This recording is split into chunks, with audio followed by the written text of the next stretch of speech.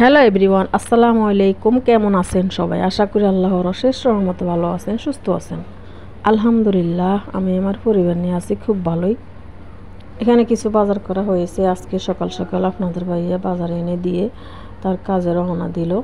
তো এখানে একটা মুরগি আছে, ট্যাংরা মাছ আছে, তো আর এখানে পেঁয়াজ, তারপরে ধনিয়া পাতা, লাল শাক, আলু আর আদা।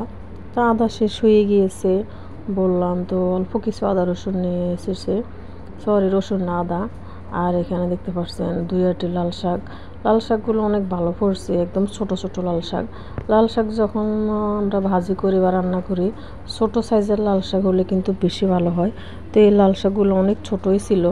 আর এখানে আলু আছে। তো আজকে ছেলের পছন্দের একটা খাবার তৈরি করব। তো একটা মুরগি নিয়ে এসেছে, মুরগিটা আমি কেটে ধুয়ে পরিষ্কার করে একদম নিয়ে আসবো আপনাদের সামনে। আপনারা আমার সাথেই থাকুন। কিছু ধনিয়া পাতা, লাল শাক এগুলোও বেছে রেখে দেবো, আজকের এগুলো কিছু রান্না করব না। তো ধনিয়া পাতা এখন কিন্তু বেশিরভাগ ভালো পাওয়া যায় না, যা পাওয়া যায় এরকমই, বেশিরভাগ পাতা থাকে না, সব ডাঁটাই ভরা থাকে। এখনকার সিজনে এই ধনিয়া পাতার মধ্যে বেশিরভাগ পাতা থাকে না, ডাঁটা ভরপুর থাকে। তো সকালবেলা বাজার করে দিয়ে চলে গেল। আর আমার ছেলে তো পরীক্ষা দিয়ে এসেছে। তো আমার আজকে আর রান্নার কোনো ফেরা নাই, কালকে রান্না করেছি ওগুলো আছে। আর এখানে আমি মুরগি কেটে ধুয়ে একদম পরিষ্কার করে ধুয়ে নিয়ে এসেছি। এখানে দিয়ে দিলাম পরিমাণ মতো আদা রসুন পেস্ট, জিরার গুঁড়া, ধনিয়ার গুঁড়া, তারপরে একটু লেবুর রস দিয়েছি, হলুদের গুঁড়া, স্বাদ মতো লবণ, মরিচের গুঁড়া, একটু আদা বাদাম বাটা দিয়েছি। আর এখানে দিয়ে দিলাম সয়া সস। এবং ছেলের জন্য একটু মুরগি ফ্রাই করব। তো আগে থেকে একদম সব মশলা মশলি মেখে রেখে দেবো 1 ঘন্টার মতো। আধা ঘন্টা হলেও খাওয়া যায় বেজে, তারপরও 1 ঘন্টা হলে বেশি ভালো হয়। তা আমি সব মশলা এখানে দিয়ে দিয়েছি, এখন একদম মেখে রেখে দেবো রেস্টে। তো ভালো মতো এমনভাবে মেখে নিতে হবে যাতে মশলা একদম এই যে মুরগির মাংসের ভিতরে ঢুকে যায় একদম। এই যে লেগ পিসগুলো কিন্তু অনেক বড় বড় ছিল, তো লেগ পিসের মধ্যে আমি কি করলাম, একটু কেটে কেটে নিয়েছি, যেহেতু বড় ছিল মশলার ভিতরে ঢুকবে না। তো যেগুলোর মধ্যে ঢোকার ওগুলো তো ঢুকবে, আর বেশি ভরপুর মাংসের মধ্যে কিন্তু মশলা ঢুকতে চায় না। আর মশলা যদি না ঢুকে তাহলে কিন্তু মুরগি ফ্রাই খেতেও ভালো লাগে না। তো এখানে আমি কিছু এঁকে নিয়েছি লেগ পিসের মধ্যে বা অন্যান্য পিসের মধ্যে, যেগুলোর মধ্যে বেশি ভরপুর মাংস ভরপুর থাকে আর কি। আর মশলা ভালো মতো মেখে নিলেই কিন্তু হবে না, এগুলো রেস্টে রাখতে হবে। তো ওটা মাথায় রেখে কিন্তু আমি রেস্টে এখন রেখে দেবো, মেখে ভালো মতো মশলা। কিছু বাদাম বাটাও দিয়েছি, তবে যে একটু টক দই দিলে ভালো হতো, কিন্তু আজকে টক দই ছিল না। তো যাই হোক, টক দই ছাড়াও কিন্তু ভালো লাগে, খারাপ হয় না। তো 1 ঘন্টার মতো আমি রেস্টে রেখে দেবো, অন্যান্য কাজ করব, কাজ করে তারপরে আমি এগুলো বাজতে চুলার পরে চলে যাব।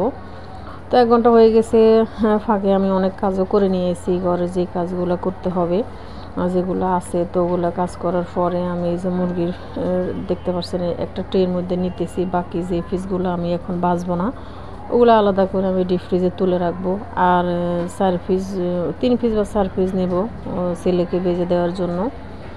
তো আমার হাজব্যান্ড আজকে বাসায় থাকবে না, উনি তো ওনার কাজে চলে গেছে, আমাকে বলে গেছে আজকে আসবে না। তো রান্নারও তো ঝামেলাটা ছিল না, যে রান্না ছিল ওগুলো আমার হয়ে যাবে। আর ছেলে তো অসুস্থ, অত খাওয়ারও অত সমস্যা নেই, এজন্য রান্না করব না, একবার রাত্রে রান্না করব। তো বিকেলবেলায় এখন আমি এই যে ছেলের জন্য মুরগি ফ্রাই করতে চলে এসেছি। এখন আমি চুলার পরেই আছি। তো একটা কড়াইতে তেল গরম করতে বসে দিয়েছি, তেলও গরম হয়ে গেছে। এক পিস করে এখন দিতেছি বাজার জন্য। একদম অনেক গরম হয়ে গেছে তেল, তো সিটা আসতেছে, তো একটু দূরে থেকে দিতেছি। এই কাজটা অনেক সাবধানে আমরা গৃহিণীরা করতে হয়, কারণ তেল সিটে যদি হাতে পড়ে কিন্তু ফোসকা পড়ে যাবে। তো 4 পিস নিয়েছি, বেশি নেব না, আমার ছেলের জন্যই ভাজবো। ছেলের কদিন ধরে অসুস্থ, এইখান দিয়ে পরীক্ষাও চলতেছে, তারপরও কি করব, যেটা করে ওটা করতেই হয়। ছেলেকে স্কুলে নিয়ে যাওয়া, পরীক্ষা শেষ হলে আবার বাসায় চলে আসা, বাসায় এসে রান্না বান্না, যেহেতু সকালবেলা পরীক্ষাটা দিতে হয়, 8:30 থেকে পরীক্ষা শুরু হয়। তো 8টার মধ্যে আমাদেরকে বাসা থেকে বেরিয়ে যেতে হয়। তো 8টার মধ্যে রেডি হওয়া, তার আগে কিন্তু অনেক আগে উঠতে হয়, সংসারে কাজকর্ম থাকে, সকালে নাস্তা বানানো, খাওয়া দাওয়া থাকে, এগুলো নিয়ে কিন্তু অনেক সময় দেরিও হয়ে যায়। তো যাই হোক, পরীক্ষা তো একটু যেটা আগে দরকার ওটাই করে নিই। তো ছেলেকে ওষুধ খাওয়াইতেছি কদিন ধরে, কিন্তু আছে ভালোই আগাছে মোটামুটি।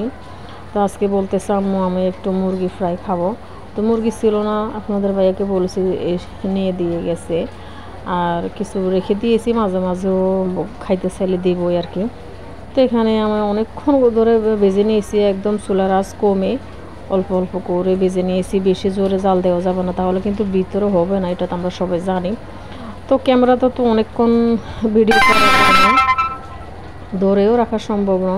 তো যতটুকু দরকার আর কি ভিডিও করা, অতটুকু করে নিয়েছি। আপনারা দেখতে পাচ্ছেন একদম মুরগির পিসগুলো একদম মচমচে করে ভাজা হয়ে গেছে। তো একটা প্লেটে তুলে নিয়েছি 4 পিস মুরগি। তো এখানে দেখতে পাচ্ছি একটু সস হলে ভালো হতো, কিন্তু বাসায় সসও ছিল না আজকে। তো ছেলেকে বললাম আজকে ছোটো 2টা মিনি প্যাক নিয়ে আসো, একটা 3 টাকা দামে করে, 2টা 6 টাকা দিয়ে হলে হয়ে যাবে। তো ছেলে বলতেছে আম্মু আমার ভালো লাগে না নিচে যাইতে। তো থাক, সমস্যা নেই, খাও। এই যে সন্ধ্যাবেলায় এই খাবারটাও খাইতেছে, দেখতে পাচ্ছেন একদম জ্বরের শরীরে কেমন শুকিয়ে গেছে। তো সব ভালো থাকবেন, সুস্থ থাকবেন। আসসালামু আলাইকুম।